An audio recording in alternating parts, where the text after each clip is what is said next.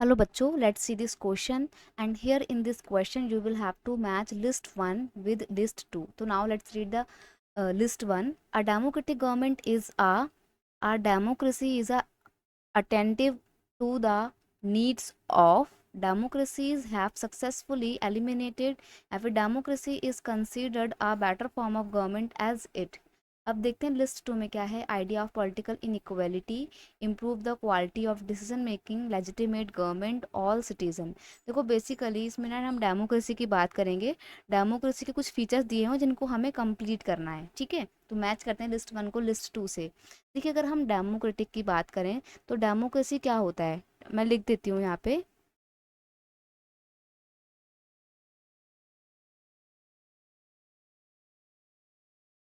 Democracy is a form of government, form of government, form नहीं है,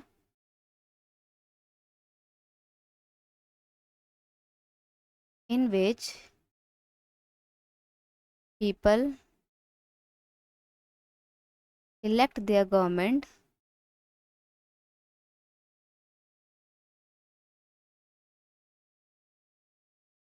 for themselves.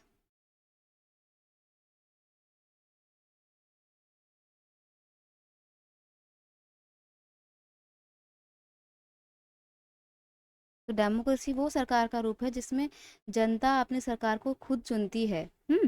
तो अगर हम बात करें डेमोक्रेसी की तो ये एक बहुत ही better form of government consider की जाती है. क्यों? क्योंकि जनता खुद चुनती है. ठीक है, और दूसरी बात, अगर जनता खुद मान लीजिए गलत डिसीजन भी ले लेती है ना, तो डेमोक्रेसी उस डिसीजन को करेक्ट करने की अपॉर्चुनिटी भी प्रोवाइड करता है अपने सिटीजन को. तो इसलिए बेटर फॉर्म ऑफ गवर्नमेंट है. और दूसरी बात, ये एक लेजिटिमेट गवर्नमेंट है. क्यों लेजिटिमेट है? क्योंकि जनता ने खुद चुना तो लेजिटिमेट तो होगी ही होगी, है ना. तो हमने यहाँ पे ए का मैचिंग किया है थर्ड से, हम यहाँ पे लिख देते हैं ए का मैचिंग किया है हमने थर्ड से. अब जहाँ पे ए का मैचिंग थर्ड से नहीं है वो ऑप्शन आप एलिमिनेट कर देंगे.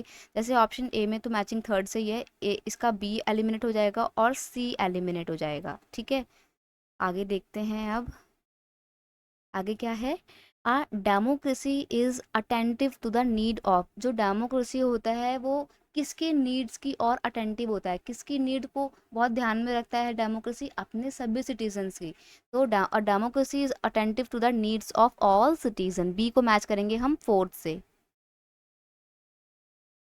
आगे देखते हैं, डेमोक्रेसीज हैव सक्सेसफुली एलिमिनेटेड. जो डेमोक्रेसी है उसने क्या एलिमिनेट कर दिया है?